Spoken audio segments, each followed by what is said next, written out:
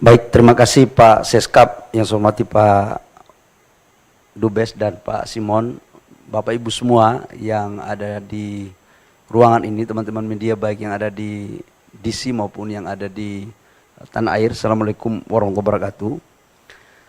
Atas apa yang disampaikan oleh Pak Seskap untuk menindaklanjuti tentang poin-poin kesepakatan yang telah ditandatangani oleh Bapak Presiden Prabowo dan Bapak Presiden Amerika Pak Trump terkait dengan perjanjian dagang kita, izinkan saya untuk menyampaikan beberapa hal penting terkait dengan isi dan substansi dan langkah-langkah strategis.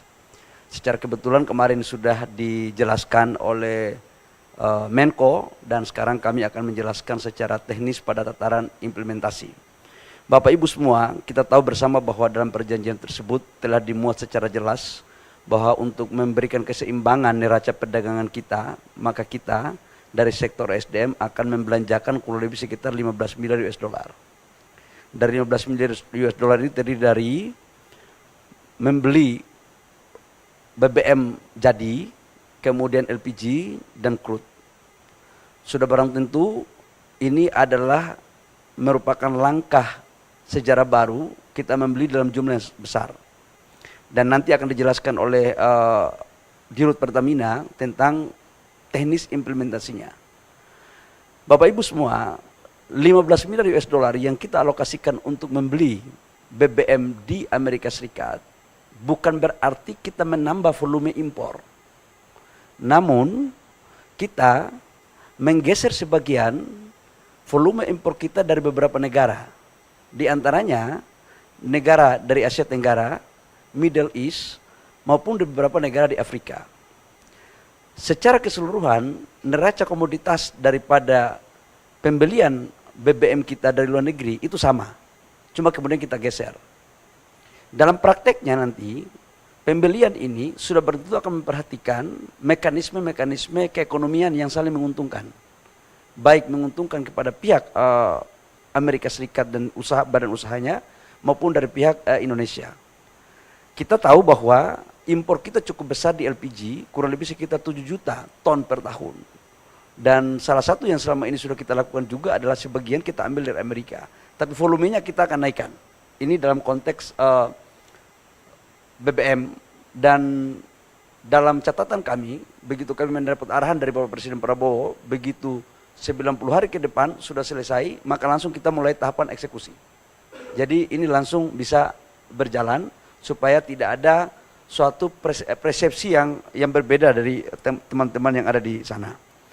Yang kedua, kami juga menjelaskan tentang mineral kritikal, bahwa Indonesia menganut asas politik bebas aktif dalam konteks pergaulan diplomasi luar negeri. Tapi juga Indonesia menganut asas ekonomi bebas aktif. Artinya kita memberikan ruang yang sama kepada semua negara, termasuk Amerika dan beberapa negara lain yang akan melakukan investasi di Indonesia, khususnya di mineral kritikal. Dan ini sudah terjadi sebelum perjanjian ini pun sudah ada contoh, seperti Freeport. Freeport itu perjanjiannya sudah kita lakukan, dan mereka mempunyai konsesi secara baik, mengikuti aturan, kemudian juga membangun smelter, kurang lebih sekitar hampir 4 miliar US dollar, dan itu adalah salah satu smelter terbesar di dunia untuk pabrik tembaga. Nah, untuk mineral kritikal terkait dengan nikel, logam tanah jarang, dan mineral-mineral lainnya, kami telah bersepakat untuk memfasilitasi bagi pengusaha-pengusaha yang ada dari Amerika Serikat untuk melakukan investasi dengan tetap menghargai aturan-aturan yang berlaku dalam negara kita. Tapi kita juga akan memberikan prioritas untuk mendukung, memfasilitasi dalam rangka eksekusi, termasuk dalamnya ada investasinya. Jadi ini bisa bersama-sama. Jadi katakanlah mereka mau bangun smelter di Indonesia untuk nikel, kita akan dorong, kita akan kasih ruang yang sebesar-besarnya, sama juga dengan negara lain. Jadi jangan diartikan bahwa kita akan membuka ekspor barang mentah, enggak. Yang dimaksudkan di sini adalah mereka setelah melakukan pemurnian, kemudian hasilnya bisa diekspor. Biar clear nih, biar tidak ada salah interpretasi. Yang berikut, Bapak Ibu semua, saya juga menjelaskan bahwa dalam konteks perolehan terhadap wilayah-wilayah pertambangan yang ada, kami setelah ini kami akan menawarkan kepada mereka mana perusahaan-perusahaan yang ingin masuk dan kemudian kita fasilitasi. Dan saya sudah melakukan pemetaan terhadap lokasi-lokasi yang prospek, karena kita juga harus membangun, menjaga hubungan yang sudah sangat baik ini. Yang berikut saya juga menyampaikan terkait dengan perpanjangan Freeport. Bapak Ibu semua, kita tahu bahwa 2 tahun terakhir telah kita melakukan negosiasi komunikasi intens antara pemerintah Indonesia, MindID dan Freeport McMoran. Secara kebetulan puncak produksi Freeport itu puncak-puncaknya 2035.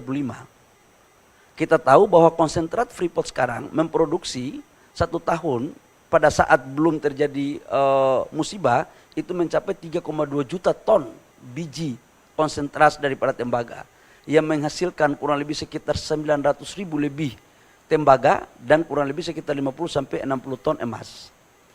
Dan produksi ini adalah merupakan hasil eksplorasi yang dilakukan pada tahun 2002-2003. Karena ini eksplorasinya di underground itu membutuhkan waktu kurang lebih sekitar tahun. Nah, oleh karena 2035 itu adalah puncaknya, maka kita berpandangan bahwa penting untuk kita mencari solusi dalam rangka eksistensi dan keberlanjutan daripada usaha di Timika di Papua. Maka hari ini komposisinya adalah saham kita dari 100% itu kita punya 51%. Perpanjangannya ini kita lakukan dengan maksud agar bisa dilakukan eksplorasi di awal dengan menambah 12% saham kepada negara, jadi dilakukan divestasi. 12% ini tanpa ada biaya apapun, khususnya untuk pengambil alihan 12%. Namun dalam proses untuk bagaimana meningkatkan eksplorasi, pasti di situ membutuhkan biaya, disitulah ditanggung renteng.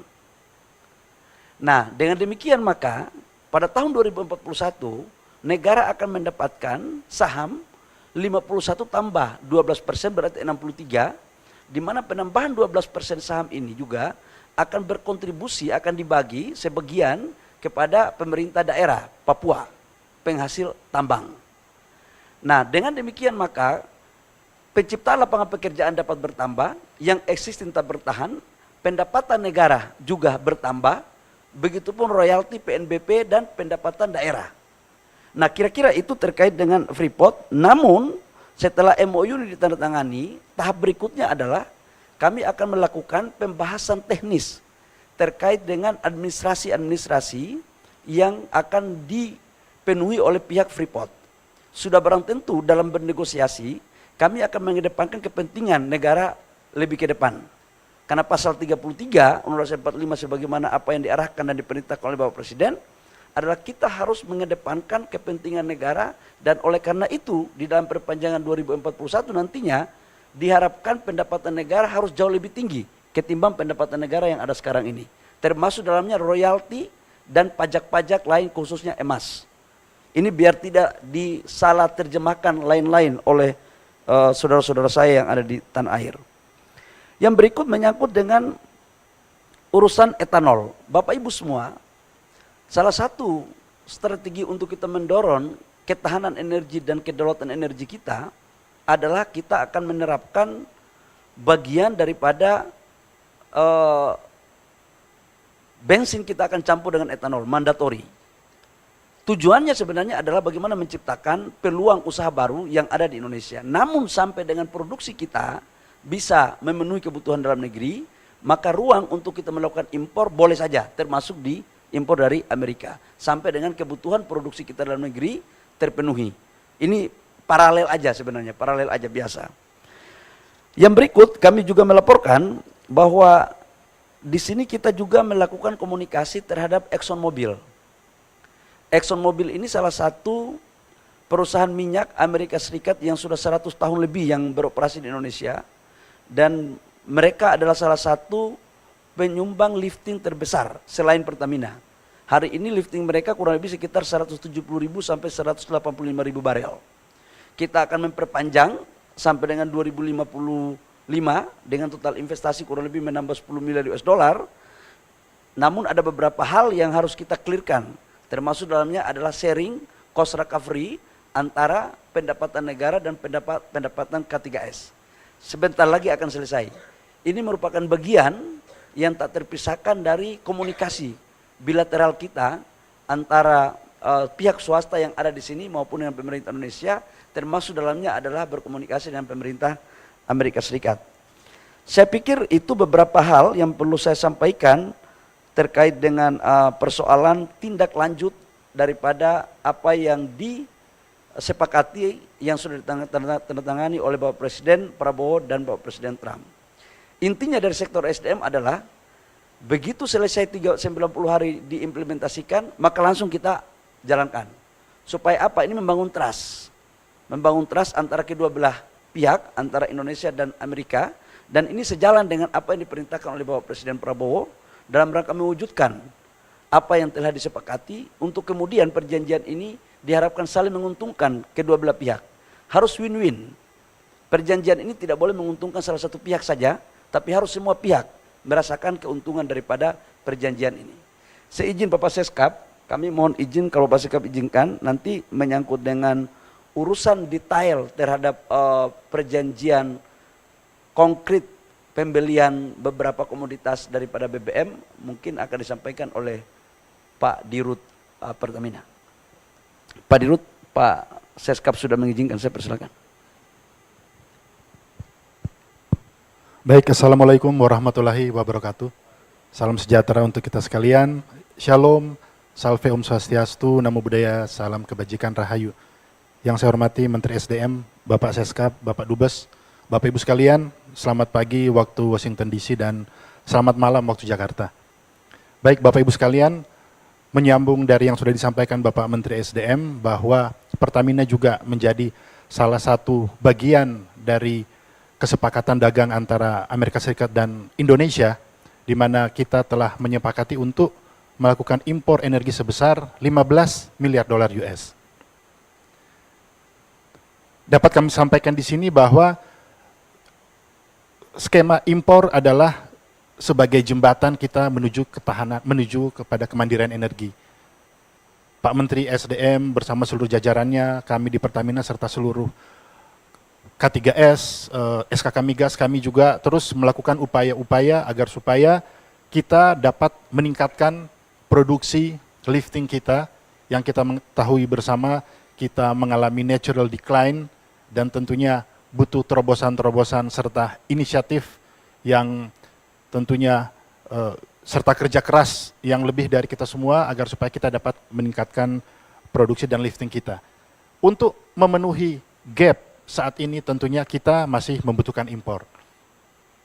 Yang telah kami lakukan pada saat bulan Juli, kami juga telah merintis beberapa penandatanganan MOU dengan beberapa calon mitra dari Amerika Serikat, antara lain ada ExxonMobil, Chevron, KDT Global Resources, ada juga dari Hartree, dan kami juga masih membuka kepada calon-calon mitra dari Amerika Serikat. Dan pada beberapa hari yang lalu, Pertamina juga menandatangani MOU dengan Halliburton yang diwakili oleh CEO Halliburton Indonesia, Bapak Ankus, beserta saya dari Pertamina, antara lain untuk oil field recovery. Jadi kerjasama, tentunya kerjasama ini tidak hanya fokus pada peningkatan produksi, tapi lebih dari itu, dari transfer teknologi, dari peningkatan kapasitas sumber daya manusia, dan tentunya dengan best global practices dalam industri oil, minyak dan gas yang bisa mendorong agar kita semakin meningkatkan produksi. Nah, ada beberapa catatan penting yang perlu saya sampaikan di sini bahwa rencana untuk impor energi dari Amerika Serikat antara lain yang pertama adalah teknis yang kami lakukan ini adalah business as usual. Jadi sudah seperti yang kami jalankan selama ini. Yang kami jalankan selama ini tentunya proses ini akan melalui mekanisme tender dan bidding. Jadi tidak ada penunjukan langsung, tetapi seperti biasa mekanisme tender dan bidding yang tentunya terbuka. Kami juga hal berikutnya telah melakukan sosialisasi tentang persyaratan sekaligus prosedur untuk menjadi bagian dari mitra Pertamina. Ini yang terus kami lakukan dengan mitra-mitra yang ada di Amerika Serikat dan tentunya terbuka, transparan. Dan berikutnya yang seperti sudah disampaikan Bapak Menteri SDM bahwa untuk menjamin ketahanan energi kita juga perlu untuk diversifikasi sumber dari crude ataupun dari produk yang kita butuhkan di dalam negeri. Kita juga harus memperbanyak sumber agar supaya kita memastikan memperoleh harga yang paling kompetitif. Dengan demikian tadi selain sumber dari Asia Tenggara, Middle East, dan juga dari Afrika, kita juga melihat peluang yang besar sumber dari Amerika Serikat.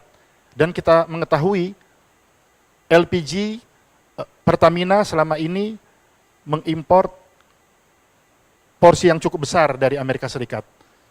Kurang lebih sekitar 57%. Nah, dengan adanya kesepakatan dagang ini tentunya kita akan bisa meningkatkan, bisa sampai ke 70%. Begitu juga untuk crude yang berasal dari Amerika Serikat, kita juga akan dorong untuk peningkatan. Sementara untuk produk, kita akan terus melakukan penjajakan dengan mitra-mitra yang ada di Amerika Serikat. Dan sekali lagi, semua proses kita lakukan secara terbuka untuk menjamin semua aturan dengan baik. Kami juga tentunya kemarin kedua pimpinan menyampaikan bahwa perjanjian kerjasama ini adalah untuk win-win. Jadi untuk kebaikan dan kemajuan kedua negara. Dengan demikian, kedua negara sangat menghormati regulasi dan aturan yang berlaku di masing-masing negara. Dengan demikian, setelah kesepakatan ditandatangani, kita menunggu finalisasi dalam 90 hari ke depan, tentunya Pertamina dengan berbagai masukan dari semua pihak yang tentunya peduli agar supaya proses dapat dilakukan sesuai prosedur, compliance sesuai aturan yang benar. Kita juga tentu membutuhkan dukungan nanti yang akan disiapkan oleh pemerintah berupa keputusan, perizinan, dan dukungan-dukungan lainnya. Dan kami pastikan bahwa proses yang sudah berjalan selama ini, yang tentunya Pertamina juga dalam semangat untuk meningkatkan, untuk transformasi tata kelola, agar tata kelola lebih baik. Dengan demikian kita berharap bahwa semua proses sebagai bagian dari kesepakatan dagang ini dapat berlangsung dengan baik, tentunya memberikan manfaat sebesar-besarnya untuk masyarakat Indonesia dan tentunya untuk mitra kita di Amerika Serikat. Terima kasih. Wassalamualaikum warahmatullahi wabarakatuh. Salam sejahtera untuk kita sekalian. Shalom, salve, Om Santi, Santi, Santi Om, Namo Buddhaya. Salam kebajikan, Rahayu. Baik, yang menyangkut dengan mineral kritis ya. Pertama kan mereka akan masuk di sektor nikel, kemudian logam tanah jarang, kemudian beberapa juga tembaga sama emas sekarang masuk juga di mineral kritis. Jadi sekarang kita tawarkan aja mana perusahaan-perusahaannya, kita tawarkan dengan baik, dengan tetap menghargai aturan yang ada dalam negeri. Yang kedua, bisa juga dengan kita melakukan kolaborasi dengan BUMN kita. Jadi bisa join bareng-bareng. Yang sudah ada, mereka juga bisa masuk untuk ikut join bareng-bareng. Yang penting mereka bisa melakukan investasi. Jadi ada dua pola di sini. Yang pertama, mereka bisa masuk secara murni untuk eksplorasi, kemudian bisa melakukan produksi sendiri, atau bisa melakukan masuk dengan JV dengan perusahaan yang sudah existing. Itu satu. Yang kedua, begitu mereka sudah berproduksi, membangun industrinya, maka hak mereka untuk mengekspor ke Amerika. Itu kita berikan ruang. Sama juga dengan negara-negara lain. Jadi equal treatment aja. Nggak ada sesuatu yang baru. Tetapi memang harus saya akui bahwa pemberian kepada mereka ini seperti Freeport saja. Freeport itu kan kita memberikan konsesi, mereka melakukan eksplorasi, mereka membangun smelter, mereka membangun produksi. Hal yang sama mungkin sebagai contoh untuk diterapkan pada sektor-sektor mineral yang lainnya. Gitu. Nikel ya. Nikel. Dan kita kalau sudah masuk 90 hari dari sekarang, saya sebagai Menteri Teknis dengan senang hati untuk bisa memfasilitasi mereka. Dengan baik, dengan tetap mengikuti apa yang menjadi kebiasaan-kebiasaan aturan yang ada dalam negeri. Ya, jadi mereka melakukan investasi itu membangun hilirisasi. Jadi jangan dipersepsikan bahwa membangun investasi ornya di bawah, nggak ada. Karena dalam konsensus itu kan adalah pemurnian. Pemurnian dimaksudkan itu adalah industri. Dan kalau dibawa ke sini kosnya mahal. Berapa kos logistiknya dari Indonesia ke sini? Mendingan investasi bareng, produknya dibawa ke sini. Karena kita ini kan sudah hidup dalam pasar global, tidak bisa hidup sendiri-sendiri. Dan kita harus membuka ruang kepada semua pihak. Itu. Kita memang ada mandatori. Mandatori kita 2028 itu diperkirakan sekitar 5-10%. Dari mandatori tersebut, sebagian memang industri dalam negeri sudah ada. Antara konsumsi dan produksi dalam negeri, itu kekurangannya berapa, itu yang bisa kita impor. Jadi impor itu adalah untuk mengisi kekurangan daripada kebutuhan konsumsi dalam negeri. Dan untuk etanol yang dimaksudkan ini, sebenarnya tidak hanya pada konteks pencampuran dengan bensin, tapi juga untuk industri-industri lain yang dibutuhkan. Karena selama ini memang kita juga masih membutuhkan impor.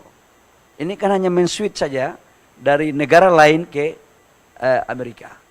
Dan apalagi kan kalau kita masuknya dengan tarif 0% ke negara kita, berarti kan harus lebih murah dong.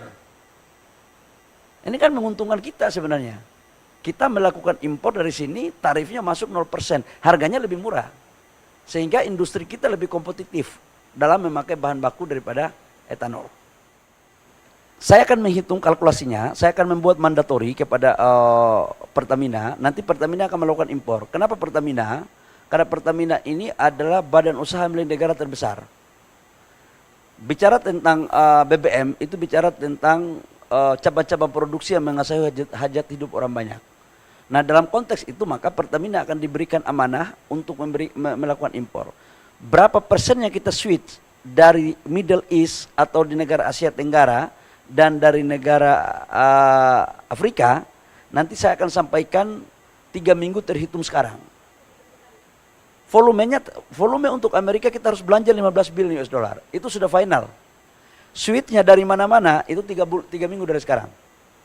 Karena saya pulang saya akan hitung lagi. Sebagian pasti dari Asia Tenggara kita mungkin pangkas paling banyak di situ. Kemudian di Middle East dan beberapa negara di Afrika. Jadi kita akan prioritaskan untuk mengambil di Amerika dengan angka 15 billion US dollar. Dan tadi disampaikan oleh Pak Simon, kita juga akan membuat peraturan yang membuat mereka juga aman, nyaman. Jadi dengan maksud agar nilai pembeliannya itu nilai ekonomis yang kompetitif, yang saling menguntungkan antara kedua belah pihak. Itu ya. Silakan Pak, terakhir kalau boleh. Oh sama. Oh. Masih ada lagi nggak? Baik, kalau sudah tidak ada, terima kasih. Saya serahkan kepada Pak Seskap untuk mengarahkan lebih lanjut. Bapak Ibu semua, teman-teman media, baik dari dalam maupun luar negeri dan seluruh pemirsa, saya ucapkan terima kasih atas perhatiannya. Demikian daripada pemaparan kami terkait dengan kebijakan teknis dalam implementasi terhadap apa yang ditandatangani perjanjian ditandatangani oleh Bapak Presiden Prabowo dengan Bapak Presiden Trump dari DDC. Terima kasih. Wabillahi taufiq wal hidayah. Wassalamualaikum warahmatullahi wabarakatuh. Saya kembalikan pada Pak Seskap.